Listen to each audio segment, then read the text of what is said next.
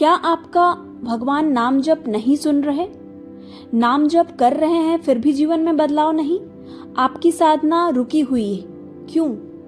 जवाब कड़वा है। 99% लोग नाम जप में ये गलती करते हैं।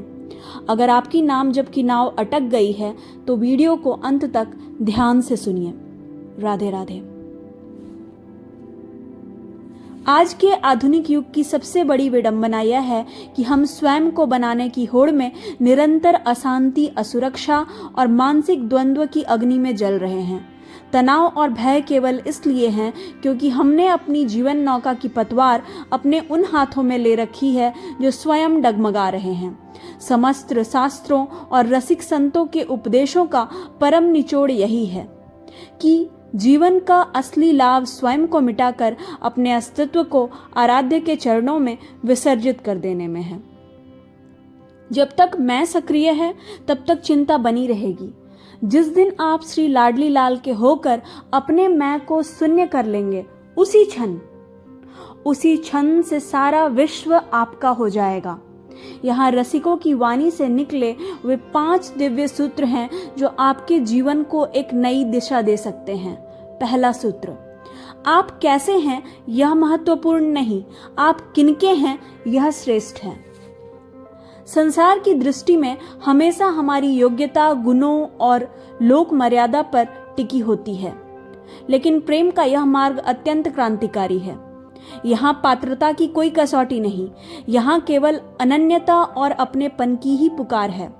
एक बार जब आप यह स्वीकार कर लेते हैं कि आप श्यामा श्याम के हैं, तो फिर आपकी दुर्गति, सदगति या लोक परलोक की चिंता आपकी नहीं, उनकी हो जाती है। जैसे कोई वस्तु बाजार में बिक जाने के बाद अपनी मर्जी नहीं चलाती, वैसे ही जब आप प्रभु के हाथों बिक जाते हैं तो आप निश्चिंत हो जाते हैं। अब वे आपको जगत पूज्य बनाएं या अपमानित करें, यह उनका निर्णय है। इस दैन्यता में ही परम सुख है कि मैं जैसा भी हूं बस उनका हूं। आइए अब जानते हैं दूसरे सूत्र के बारे में। अहंकार का खूंटा।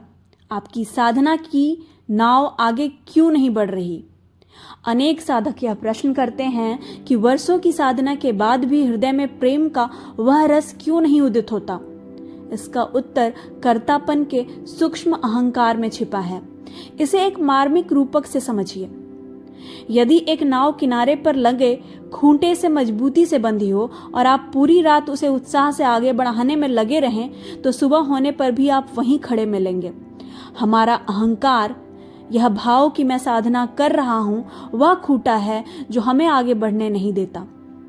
साधना की सार्थकता तब है जब गुरु और रसिकों की कृपा से यह अहंकार रूपी खूंटा उखड़ जाएगा। जब तक आप स्वयं को कर्ता मानेंगे, तब तक प्रभु की शक्ति कार्य नहीं करेगी। जिस क्षण गुरु कृपा उस खूंटे को उखाड़ देती है, प्रेम का प्रवाह आपकी जीवन नौका को स्वयं ही प्रेम की गहराइयों तक ले जाता है। आइए जानते हैं तीसरे सूत्र के बारे में। प्रेम कोई साधना नहीं बल्कि कृपा का उपहार है। प्रेम का पंथ अत्यंत सूक्ष्म और कठिन है। यहाँ अपनी बुद्धि या बल प्रवेश संभव नहीं है। प्रेम कोई ऐसी वस्तु नहीं जिसे दान, पुण्य या तपस्या से खरीदा जा सके। यह तो विशुद्ध रूप से रसिकों, गुरु और आचार्य की कृपा का अनमोल उपहार है। बौद्धिक तर्क और विवाद यहाँ व्यर्थ हैं, क्योंकि हित का राज्य केवल सरलता और अधीनता से प्राप्त होता है। जब कोई साधक गुरु की अधीनता स्वीकार कर लेता है, तो उसे अपनी व्यक्तिगत शक्ति की आवश्यकता नहीं रहती। रसिक महापुरुषों के मुख से निकले शब्द ही उसे उस रस का स्वाद पहुंचा देते हैं जिसे बड़े बड़े योगी भी नहीं पा सकते। प्रेम मार्ग का निर्वाह वही कर सकता है जो अपनी बुद्धि का परित्याग कर केवल कृपा पर आश्रित हो जाए। आइए जानते हैं चौथे सूत्र के बारे में। हृदय पर मैं नहीं का बोर्ड लगा दें। मानसिक शांति का सबसे व्यवहारिक और प्रवाही मार्ग है आत्मविसर्जन। इसे एक सुंदर उदाहरण से समझें। यदि कोई व्यक्ति अपने ही घर में अपना अस्तित्व मिटा देता है, तो वह घर का स्वामी हो जाता है और स्वामी स्वयं वहां आकर रहने लगता है। हमारे हृदय में जहां जहां खाली जगह होती है, वहां विकार और अहंकार कब्जा कर लेते हैं। अतः अपने भीतर मैं नहीं का एक बोर्ड लगा लें। इसका अर्थ है यह भाव कि मेरा कुछ नहीं, मैं कुछ नहीं। जब आप अपने मन, तन और बुद्धि पर से अपना मालिकाना हक छोड़ देते हैं, तब श्री जी, राधा रानी वहां अपना पूर्ण अधिकार कर लेती हैं। यह शून्य हो जाना ही अनंत के अधिकारी होने का एकमात्र मार्ग है। जब किराएदार बाहर निकल जाता है, तभी मालिक का प्रवेश होता है। अब आइए जानते हैं 5वें सूत्र के बारे में। अपनी असमर्थता को रोकर प्रकट करना ही सबसे बड़ी शक्ति है। कई बार हमारे पुराने संस्कार और भगवत विमुख वृत्तियां हमें घेरे रहती हैं। उनसे लड़ना अक्सर अहंकार को बढ़ा देता है। रसिक मार्ग का सबसे अमोघ अस्त्र है आर्त पुकार और रोना। यदि कोई विकार पीछा नहीं छोड़ रहा और आप उससे निकल नहीं पा रहे, तो उस वृत्ति के प्रति असहनीय हो जाइए। उसे स्वीकार मत कीजिए, बल्कि अपने आराध्य के सामने फूट फूट कर रोइए। यह रोना आपकी दुर्बलता नहीं, बल्कि आपकी शरणागति की पराकाष्ठा है। जब जीव अपनी असमर्थता स्वीकार करता है कि प्रभु, मैं इस बुराई से लड़ने में सक्षम नहीं हूं, अब आप ही संभालें, तो वह आर्त पुकार प्रभु को द्रवित कर देती है। तो आज की इस चर्चा से हम क्या निष्कर्ष निकालते हैं कि जीवन का वास्तविक आनंद अपनी डोर को खींचने में नहीं, बल्कि उसे श्री जी के सुकोमल हाथों में सौंप देने में है।